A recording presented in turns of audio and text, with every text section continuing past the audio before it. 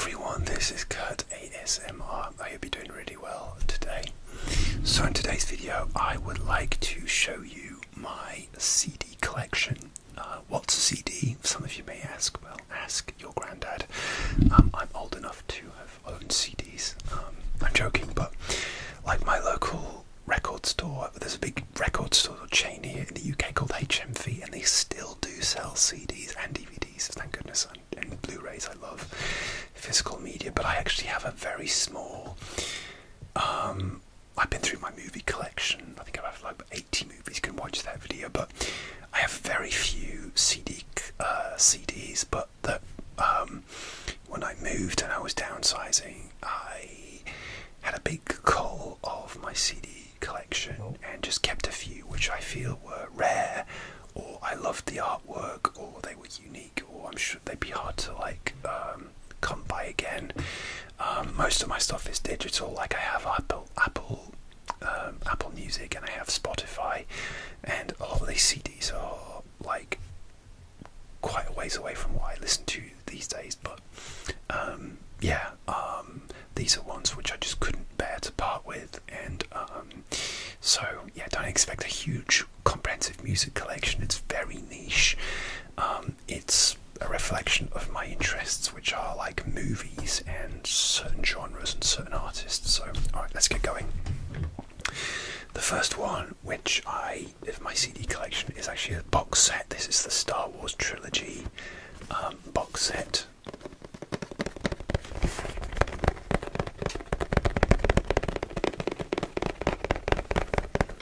I keep hearing a clicking sound. I think it's my radiator. It's very cold today. So this is a box set which I have had since the 90s. I bought this when I was a teenager and I was just mad about Star Wars, and I probably hadn't had a CD player for very long, but I bought this. This was behind the counter, like in a store called Forbidden Planet, which sells all kind of like nerdy stuff, and I love Star Wars, the original trilogy, and the music, and yeah, I bought this from behind the counter with my pocket money. So it's a beautiful box set. I paid like £35 for it back in the day, but I don't know how much it's worth now, but I would never sell it.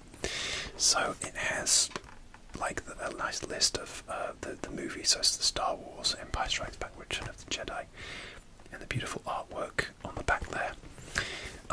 And well, I'll show you the inside of the box. So the lid comes off like that. There's nothing on the inside, and then on the inside you have this beautiful booklet. I think this actual box set might have been released in like '93, but I bought it in sort of the mid to late '90s when I was a young one, and yeah, it has this beautiful booklet with beautiful artwork in it. Like it's got the original like Ralph McQuarrie concept artwork,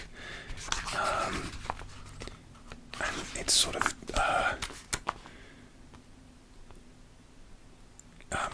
it basically gives you like a little breakdown of what's happening in the scene of this music cue. So it's so amazing, and it's got like also it's like almost like stills from the movie. I guess Return of the Jedi. Yeah, so yeah, it's a beautiful booklet that it comes with.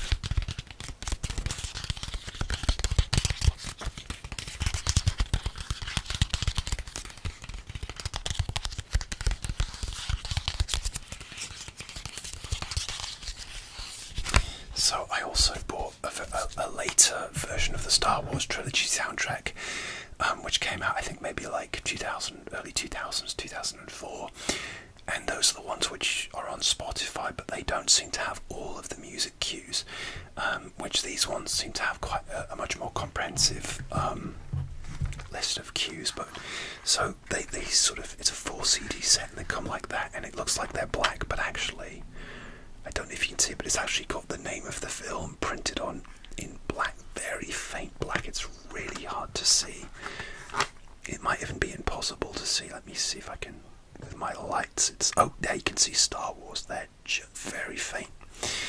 And so I love the black discs, and that's the disc for Star Wars. It's got the original. I think that's supposed to be like Luke Skywalker or Han Solo, the original artwork, concept artwork. And I have played this. I never kept it like precious. I played it in my CD player. It was on constantly in my cars when I had cars with CD players in. I don't have a car at the moment because I don't need one at the moment. But yeah, that's the last time. I don't have any CD player at the moment at all. But like I said, this collection, I can't bear to get rid of them. So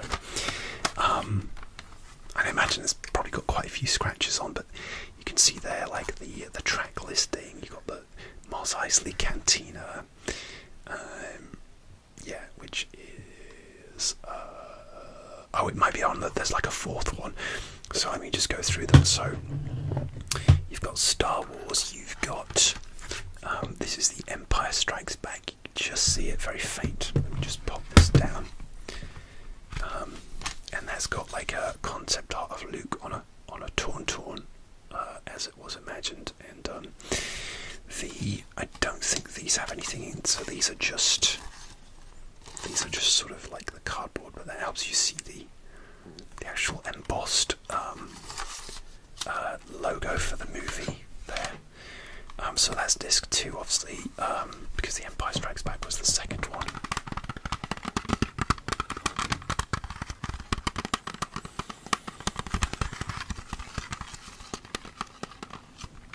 So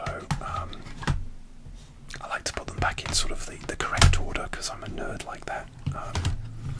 Number 3 obviously is going to be Return of the Jedi. Can you see it? Can you see it? Maybe I'll... Yeah, just you can see Return of the Jedi there. I love how black it is. And that has such cool artwork of the skiff, like the skiff sail barge battle from Return of the Jedi. I think that might be my favourite one actually. It's just so cool. There's a close-up there. It's incredible. Yeah.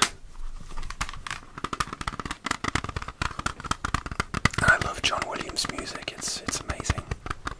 He's done so many amazing soundtracks which aren't Star Wars as well. So, okay, and finally disc 4, which sits in the bottom. So this one, as you may be able to see, has all 3 of the films embossed on the front there, and this is basically a list of music cues that weren't originally released, and for this one they've chosen just a picture of John Williams conducting there. How cool is that? So this is a mix of cues from all 3 films which weren't used before. So it's got like I think it's got the Cantina Band, it's got Lampty Neck from Return of the Jedi, which George Lucas changed, and I didn't like that later version. It's got like Ewok Celebration. Yeah, it's got some amazing artwork there. So, not artwork, track listing. So yeah, this is great. I listen to this a lot because it has such a great mix of different tracks on here. So. The first film, the first Star Wars, is my favourite film of all time, so I probably listen to that one and this one, but the whole lot is just such a beautiful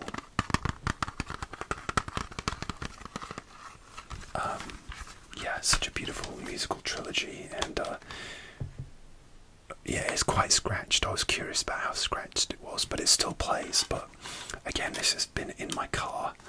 I listened to it the heck out of it. I listened to it a lot anyway. So that's my Star Wars trilogy 4 CD set, and I did physically own the ones that came out later, which you can hear on Spotify, but because this one was like a better version, I got rid of those.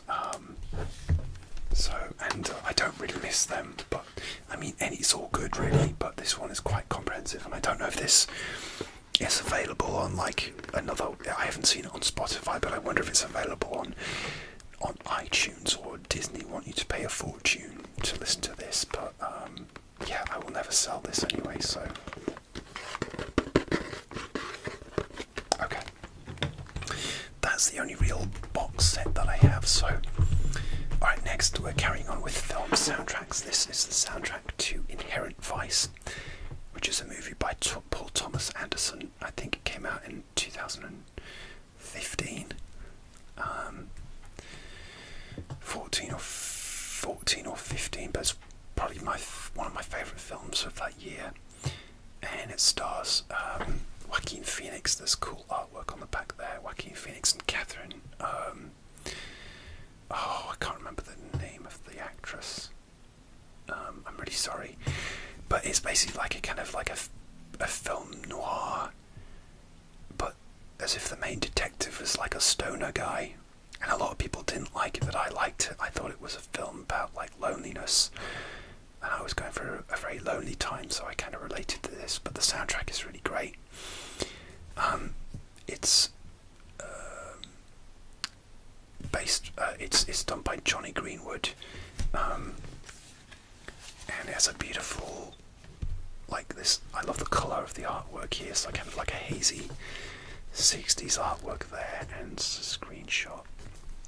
And also, I actually didn't realise this until I dug out my CDs for this video. But in the booklet here, I think it's got extracts from the book, but also it has this like mini comic of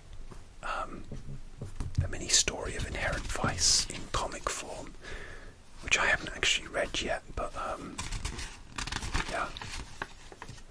So, because it's got the guy who's Thanos, oh god, what's his name? Josh Brolin. He plays like this policeman who's he's always chasing Joaquin Phoenix, but has a weird kind of like almost like obsession with him. I love that film. Anyway, and that's the cover is very similar to the actual the box there. I honestly can't remember if I own it. I might still have the Blu-ray. I think I had it on Blu-ray because it's kind of like more of a quirky indie film.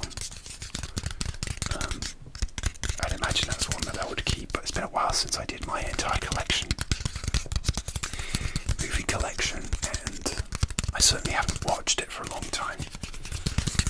Okay, so that's Inherent Vice. Okay, next, we're staying with soundtracks. This is another one I had for quite a long time. This is the soundtrack to the James Bond film GoldenEye from 1995. And this is can you see the sticker there? A limited edition gold CD. Ooh, oh yes.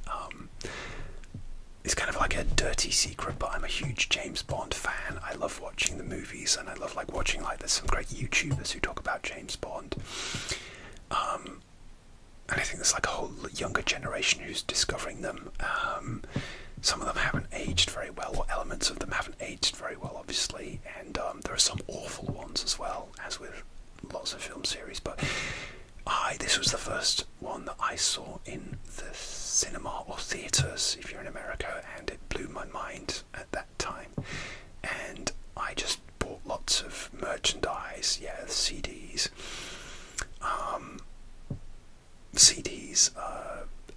toy cars, trading cards, all sorts really. It was this, and James Bond and Star Wars was my thing. You can see the actual box has got quite scratched up. Now, a lot of times, like with my CDs, the boxes have got broken, and so I've even like bought spare cases to put them in, because I wanted them to be pristine. But because this is the one with the sticker on, I managed to keep this one relatively intact. But you can see it's had a life. It's got a big crack in it there along the side there. But yeah, and this soundtrack is by Eric Serra, and this was he's a French composer, and this was quite a controversial one. A lot of people didn't like it because it didn't sound like a traditional Bond film, but I love how like weird it is. And that's the gold CD. It's really cool with the 007 on it. Oh wow, that's so cool. It's making a cool effect with my ring light there.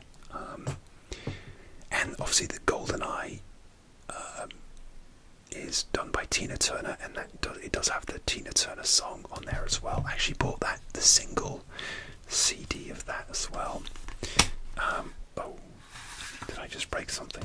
Okay, I think we're okay. I just wanted to have a look at the booklet. So the booklet is just that. It just has like still track listing, stills from the film. Yeah, so I don't listen to this. I kind of don't listen to this as much, and I found that I wasn't listening to it that much when. Which way round does this go? I didn't listen to it that much when. And like when I first got it, I listened to it a lot, and then I kind of stopped listening to it because it's kind of one of those that kind of serves the film, but it's not that great to listen to on its own. I would say, in my opinion, but yeah, I love the movie, so anything to do with GoldenEye, I love unconditionally, and there are better soundtracks, but sometimes I've got like Tomorrow Never Dies and A World Is Not Enough, which are amazing soundtracks, but at the time I wasn't as big a fan of those films, so I got rid of those soundtracks, which, and these are weird as well. Some of these are on Spotify, some of them are not. I guess it's due to licensing and all that kind of stuff. But yeah, GoldenEye, that's, I think it's the only James Bond one that I have. Oh, and here's a controversial one. Don't come at me for this one, because I love it, and I'm sorry, but Twilight. Yes, I own the Twilight soundtrack on CD, and the reason is I really like the film. In particular, I like the first film, Don't Come At Me. I like it. I saw it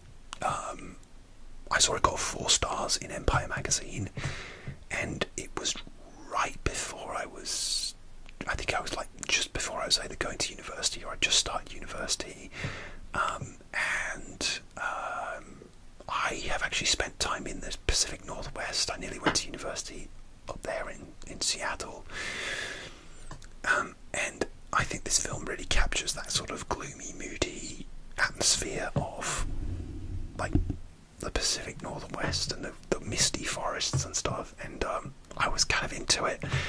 I enjoyed it, and I really liked the soundtrack. I love like the Muse track, the Supermassive Black Hole during the baseball scene, and yeah, I remember going to see it with my friends when I was at uni, and maybe with like I would go quite regularly with my family just to see whatever was out that week, just for something to do, and so we watched them all, and yeah, I think this is still my favourite. I don't think that the others are as good, but yeah, I still think they're engaging in their own way, and yeah, I haven't really watched them all. I've watched the original a few times, but the others not so much.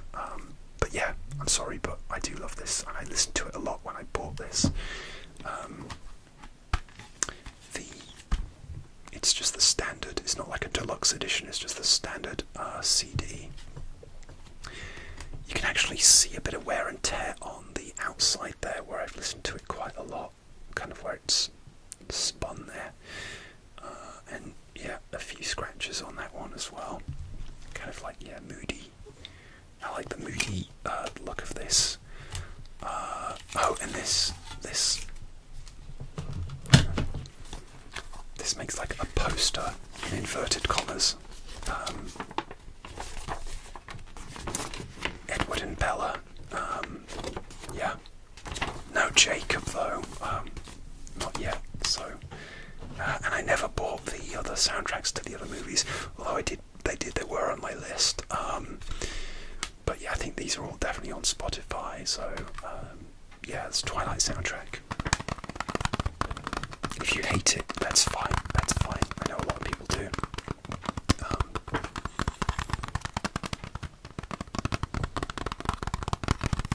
But I mean, these guys are big stars now, so it worked for them anyway. So yeah. All right, next we're going back in time now. This is the Cannonball Run. This is a car chase movie from, I think, I want to say 1970. No, it's 1981 or something. I think it's 1981. It's a car chase movie in the late 70s and early 80s. These car chase movies were all the rage, and this was like a sort of nostalgic one from my childhood. Now, I'm sure I bought this off Amazon or eBay because I was just looking for Cannonball Run soundtrack, but this looks like a kind of, let's just say it's an improvised copy, even though it has like artwork from the movie. I don't think this is like an official release, let's say. And again, I bought this when I was at university, and I had a car, and it sort of gave me it was a nice driving soundtrack because it's about car races, and you know, it's not like classical music. It's a lot of very cheesy accompaniment music, but yeah, it's just a nostalgia thing, like Smokey and the Bandit. I used to love those movies as well, and yeah, I bought this for when I was driving, and so I don't want to get rid of it because it seems like it's quite difficult to find this music anywhere. So yeah, I bought this from somebody who seems to create these kind of random soundtracks. So again, I should check Spotify to see if these are there. Here's another movie. This is Only Lovers Left Alive, and this is another cardboard slipcase one. That's Tilda Swinton on the front, and I do own this on DVD, and the composer is Joseph Van Wissem and Squirrel. Joseph Van Wissem and Squirrel. Inherent Vice is a vampire movie.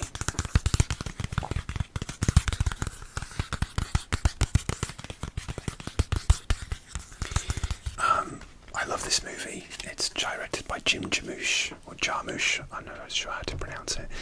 The CD is just that. It's not particularly interesting, but yeah, it tells you, it gives you an indication of what the movie's about, and the inside has some interesting like stills of the almost like the set, like an empty set, which is kind of like eerie, really. There's some really eerie imagery in here. I'm tearing it up with my nails trying to get it out. Okay, so this is it's a booklet, and so it has interesting, like, this is like the apartment where Mia Wasikowska and Tom, Tom, you know, Loki, they hang out, and you've got different sets in the industrial set in Detroit, so you've got this industrial, post-industrial work, and then there's a bit in Tangier as well, with very yellow lighting. I love the lighting in the Tangier scenes. I don't remember any scene with picture of Shakespeare getting a knife in his head. Again, I need to rewatch the movie though, so that's cool. Yeah, and it's very interesting, like evocative, spooky. It really captures the mood of the movie perfectly. So, yeah, that's Only Lovers Left Alive.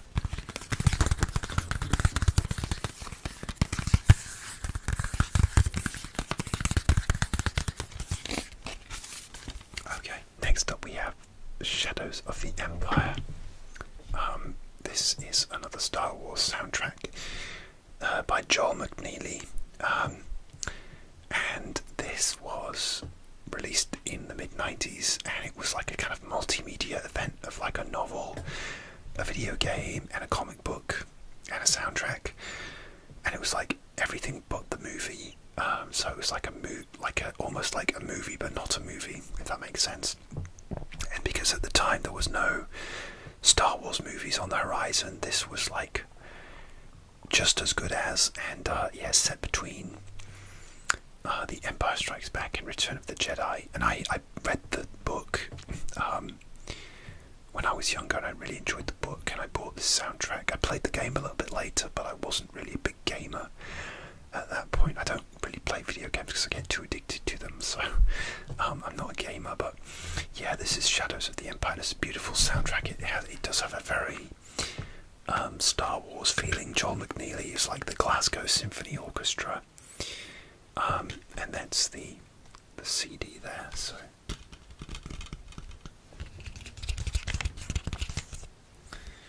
and the inside has some cool artwork there. There's Princess Leia and Boba Fett, and a guy on like a swoop bike there.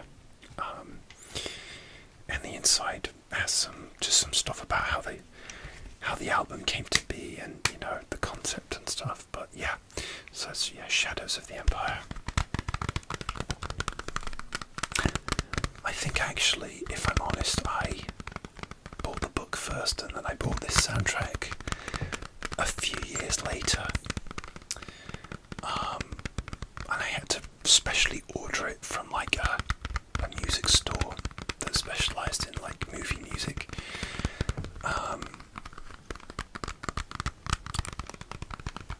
But yeah, I'm really glad I own this. And again, I checked, you can listen to this on Spotify, but again, it's just something I didn't want to get rid of because it has a sort of special place in my heart. And yeah,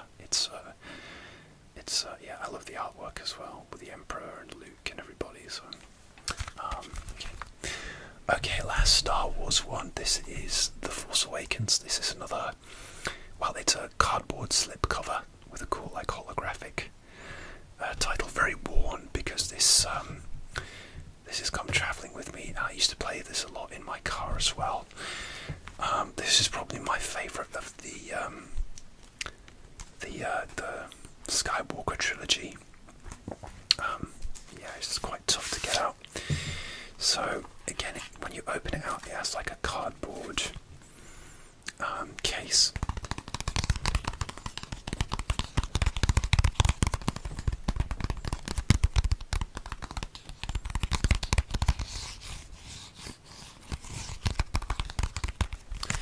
So yeah, and I like the way the stars glisten. I like how they're holographic as well. This is a nostalgia trip for me because I haven't looked at these for a long time. So I believe. See, I'm trying to figure out remember how this works. Okay, I remember now. So you get a little booklet here with Kylo Ren and a First Order symbol. And is it just a booklet full of? Yeah, it's got some cool artwork in there. Some cool pictures from the movie. Yeah, so it's a nice little booklet, and also you've got these kind of like collector's postcards. So there's Kylo Ren, and there's the TIE Fighter. All kind of blown up, so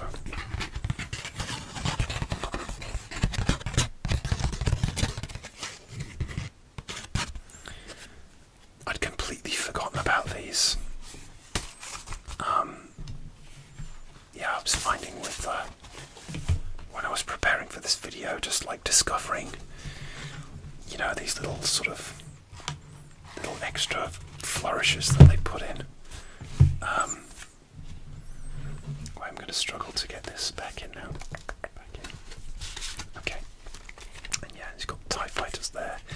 And there's the actual CD. I played this a lot in my car as well. Again, it has the kind of glistening stars on there. As you can see, there's the Millennium Falcon has a cool holographic design as well. And there's nothing in there that's not a pocket. I wanted to rip that open, but it's not. It's glued down. So yeah, and that's the CD. Again, quite a few scratches on it from my car. I did own The Last Jedi, and I got rid of it because I wasn't as big a fan of that. But again, I would listen to them on Spotify, and yeah, Rise of Skywalker, I didn't buy that. I wasn't a fan of those movies, so I wasn't really interested in buying the soundtrack. But oh dear, I can't get the slipcase back on now. Okay, I got it back in, so. And this actually might be one of the last like physical movie soundtracks I ever bought, but it's not. So I would have bought this in like 2015 when the movie came out. Maybe early 2016, can't remember, but the last CD I ever bought, and I'm almost certain of it, was the Black Panther movie soundtrack, not the score. The soundtrack, the score's really good as well. But the soundtrack, which I absolutely loved. I love that film, and I love the score. And I bought just like the standard CD. And in my last car, which was an old crappy car anyway, the CD player started playing up, and it would eat the CDs. And because I am, when something like that happens, I'm stupid, and it's just like, I've got to get the CD out. I've got to get the CD out, and I would jam like. I think I like jammed a knife in there to try and price it out, and obviously ruined the CD. Stupid. Yeah. But at least that's on Spotify, so. Okay, so we're having a bit of a break from soundtracks. This is an artist I really like, and he's called Son of Dave, and this is his album called O3. And I bought this in the late 2000s, I want to say 2007, 2008, when I don't know what, I think I might have like discovered him on MySpace or something ridiculous like that. And he's like a one-man band. He kind of dresses up like a sort of 1950s gangster, and he plays harmonica, and he has like a reverb machine with a pedal, and he's amazing. And I saw him live with a friend of mine when I was at university, and we dressed in kind of like fedora hats like he does, and he picked us up on stage. What he does is he gets on stage, and he used to, I don't know if he still does, but he used to get a couple on stage to have a picnic with, and have like he'd have Doritos and picnic stuff, and he'd get us up playing the maracas with him, and he got us up on stage when we went to see him, which was amazing. And then he spoke to us at the end of the gig, and he sent us a signed copy of this album, which I already owned, but he also signed the envelope, so I kept the envelope and my friend kept the album. I thought that was a fair deal because I already owned this. So but yeah, it's got lots of harmonica. Yeah, it should come out, Son of Dave. I like the artwork here. I don't know who the artist is, but it's got like a comic book aesthetic there. Sort of interesting 1950s car, but then really great. And I haven't listened to this for a while as well. I need to get back into this and listen to his new stuff. Yeah, but this is when I was like, I miss these days of being like really brave and checking out new artists, because that's when I was doing that, and now I sort of just stick to like playlists on Spotify, and I tend to like listen to like playlists of like French pop, so there's not really one artist that I listen to over and over again, which is a shame. But I have a lot of random just liked songs, so that's kind of like one of my, not New Year's resolutions, but just general resolutions, is to get into new music artists and listen to their albums from start to finish. It's very difficult though in these days of limited attention span, which I have. Okay, this one is crazy because I haven't even taken the cellophane off the CD. And it's all about family, because this is the Fast and the Furious soundtrack. I think I owned another one of these which I didn't keep, but it might have been Fast and Furious, the fourth movie, but this is the original one. And the reason I didn't open this is because I had this milestone in mind, and I had this crazy thing of like, once I hit this milestone, I will open this CD and like treat myself, and I never hit that milestone. I never got to this thing. I got distracted by life, and I never opened it, so maybe I'll save it and open it for a time when CD players are even harder to come by. I do love the Fast and Furious movies, but I didn't see the last one.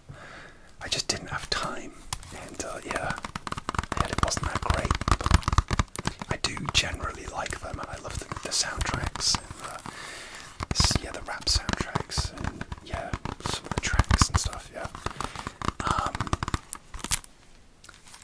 Yeah, so I never opened this. But yeah, it's got vintage gonna keep it in the cellophane and just, yeah, I don't know. Maybe I will open it one day. Maybe I will own an old CD player one day. Okay, so next we're on to this is my favourite band of all time. And this is the first album, I'm going in order, this is the first album by The Sounds. And it's called Living in America. And that was released in 2002, but I was getting into them a few years later, maybe 2006 was when I first discovered them. They are a Swedish band.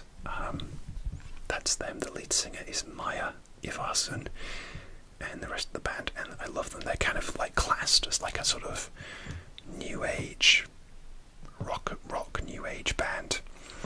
So they mix like rock and pop, and I love them.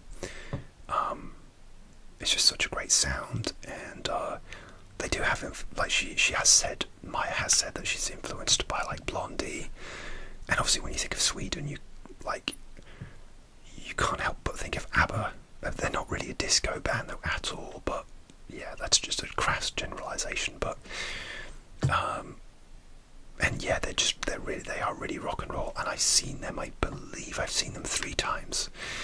I saw them once before I went to university, and then twice during university, and the last time, yeah, was amazing. But then they stopped coming to the UK as much, and they seem like bigger in mainland Europe and America for some reason, and they didn't come to the UK as much. But yeah, Maya started a family, but they still like record. They haven't done anything for a while, but the amazing thing about these guys is they did a virtual gig during the pandemic, where they just did a gig in an empty bar, but it was broadcast. And I don't know if you guys have seen me wearing like a White Sounds t-shirt, but you could basically buy this t-shirt from this virtual gig that you went to with the name of the town where you were listening to it, and it took, because of the pandemic, it took ages for it to be delivered, but I finally got my gig t-shirt from this virtual gig, and that's the one that I have, and I'd love to have more merchandise from The Sounds, but this is their first album, and it's great, yeah. Again, it's called Living in America, and that is the inside of the album. It's very sort of, yeah, then they have like the lyrics on the inside, and yeah, very sort of punk rock aesthetic. Alright, this is their second album. This is my favourite album of theirs. This is Dying to Say This to You, and my favourite song of theirs is on here. It's called Tony the Beat, and it's really good. The music video is really good. It's like they're going forwards but backwards through like a nightclub. So yeah, Tony the Beat, you should check it out. And then yeah, that's just the I remember, I think I ordered this from a record store, and I was so excited when I got it. And yeah, and that's the again, that's the inside artwork. It'll have the lyrics on the inside. So yeah, that is my favourite album of theirs. So many great tracks on there. But yeah, Dying to Say This to You. Again, they're all on Spotify. So, and actually, their third album is called Crossing the Rubicon, and I don't own it on digital because I wasn't as big a fan of that one. And yeah, so I only have a digital version, but I always felt guilty. I felt like I should own a physical copy to support my favourite band, and I never got round to it. And the only thing is, that album is not as good. And from what I understand is, they signed to Warner Brothers for that third album, and they weren't happy with the production. They felt constrained by the production, and it wasn't as good. It's got some good tracks on it, but it wasn't as good. And after that, they went back to being kind of like a more independent label, and their next albums were better, in my opinion. So that's what I can glean from like interviews I've seen. So this was the fourth album, I think. So this one's called Something to Die For, and they have an amazing Dance with the Devil, which is track number 2. On here is an amazing music video as well. Dance with the Devil. I'd recommend that one. There's a great video on YouTube. It's a very colourful cover there. I miss album artwork as well. That's any trouble with digital stuff. So again, the CD is pretty simple. Almost has like an 80s feel to it to me. So yeah, great album. Another great album. This one's just called Weekend. It's like that's a big wheel there. Cool photograph of a big wheel there. And yeah, and the track listing sort of in a weird angle like that along the horizon. I like it. It's cool. Oh, I had it upside down. Yeah. Yeah, Weekend. That's great album. There's a cool photo of the band there. That kind of that reminds me of Blondie, actually. That vibe. Yeah, I love that album as well. I'm going to be very biased because, yeah, I love all their stuff. And I actually don't think I have that. I just realised I don't have their latest album in physical form because I think it came out not long before the pandemic. But yes, that's a great album as well. I think it's called Safe and Sound. The latest one. And Safe and Sound is a great track as well. But yeah, I think the latest one's called Safe and Sound. I mean, when you love a band, most of their songs are kind of great. But I think, like, you know, a lot of bands have like songs that are hit and miss. But for me personally, their hit rate is like amazing, really. So, okay.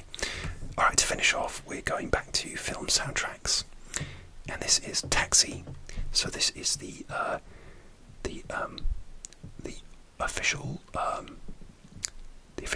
album from the first film, Taxi, from 1998, and so it has a lot of like late 90s French rap.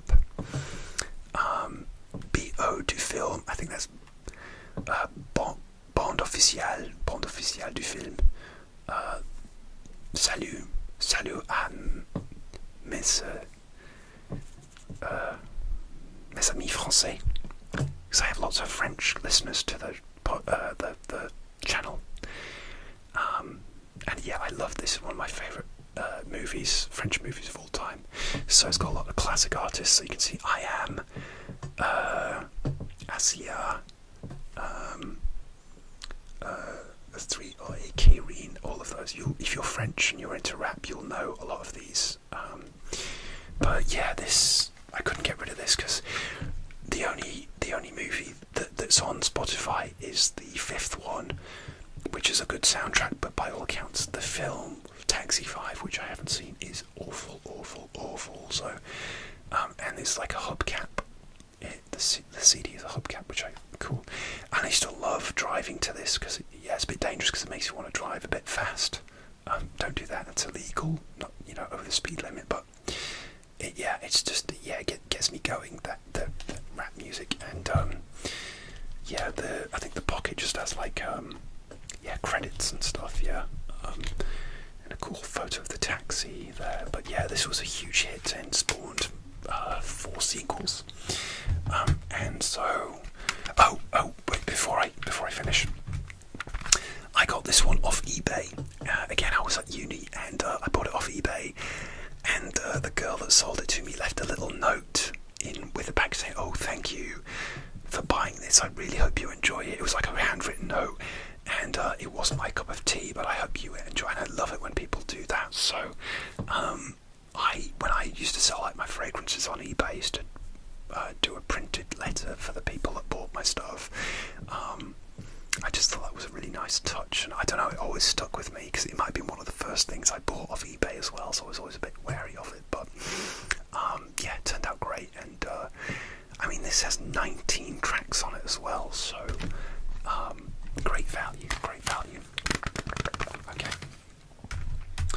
Okay, next, of course, it's Taxi 2. Now this is interesting because it's actually done by one artist called One Shot.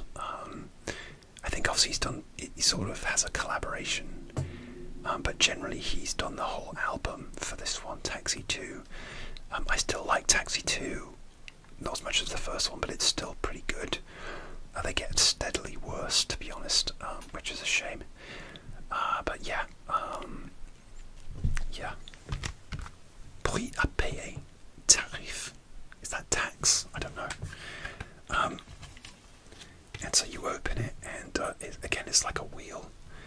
It's not lined up. I think it's supposed to. If you line it up, how does that look? Oh look! Oh, that's so cool. I'm rediscovering my youth. I'm gonna have a look at the pocket of this. The sleeve. Sorry, I keep saying pocket. I don't know why. I guess some of them had pockets, didn't they? I can never get these out though. Oh my god. This is why CDs are obsolete. Okay, I had to pause while I got this out. Was it worth it? Well, it's actually cool. It opens out like that instead of sort of, oh wait, yeah, the track listing is like that, which I quite think is quite cool. And then it just has just absolutely crazy photos, I guess, of them. It's this one-shot recording the album. I don't know about this. I don't know if that's lyrics. I'm not sure. But yeah, that's Taxi 2. Again, amazing soundtrack. I think I must have ripped, burned it. I'm old enough to have had to burn CDs, so I've got it on my Apple Music. So I need to listen to that sometime. Alright, next, Taxi 3. Spoiler alert, ends in the snow. That makes it more exciting than the finale is, but still, they tried to do something different. And again, it's a really good soundtrack. Not as good as the first two, but I really like it. And again, it has a sort of, it's almost like you're going past it on the road there, which I really love the design. I do think a lot of thought has gone into it. And yeah, again, it's got a picture of the so this is produced by Pa Korean Scalp, DJ Mehdi, and the Neptunes, and there's a picture of them there. Actually, this is really cool. It's kind of like folds out like this, and it's like this massive picture of all the guys who contributed to the Taxi soundtrack. So that's such a cool photo. I'd be interested to know, as a photographer, what kind of lens they did with that, or they probably would have had to do like what's called a composite, where they take a picture and then kind of blend them together, because I don't think there are many lenses that wide. Okay, and the last one is, of course, Best of Taxi,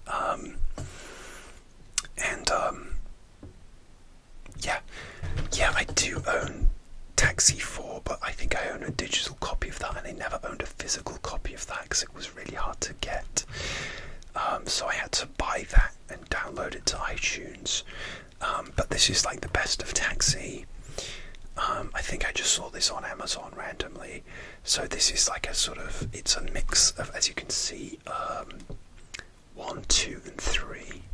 You can just see there 1, 2, and 3. So it's a mix of music from the first 3 movies. So it's a very simple design, but I really like it. When was this released? I can't read when it was released. It doesn't even say.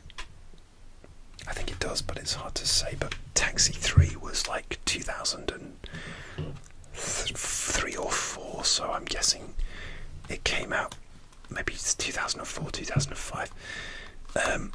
I might not have even had a look at the sleeve of this.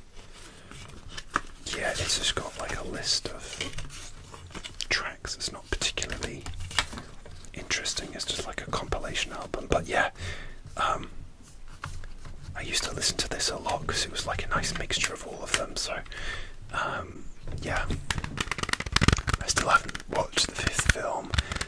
I also hear it's not funny, and also that it's quite offensive. It has jokes with like people with dwarfism in it, used for comedy, and I mean, come on, what are we doing? What are we doing? And the original guy, Sami Nasseri, from the original movies, he came out and said that Taxi 5 was awful and it should be boycotted, and it got terrible reviews. I'm sure curiosity will get the better of me. I mean, number 4 is not great. Number 4 is not great. The soundtrack is great. That movie is not great, but again, it does have the original cast in it, so they stop it from being completely wretched. But yeah, I'd love it if they went back to basics and did like a proper, like, more serious one with more serious stunts and stuff. That would be amazing. But yeah, so that's the best of Taxi, and that is it. That's my CD collection.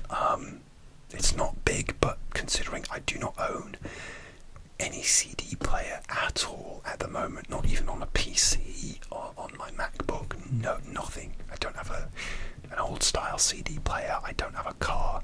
It's a pretty good collection. I hope you enjoyed this. I hope you found it interesting and or relaxing, and I will see you soon for another ASMR video. Please like, comment and subscribe. It would mean the world to me. I really appreciate your support, and I'll see you soon for another ASMR video.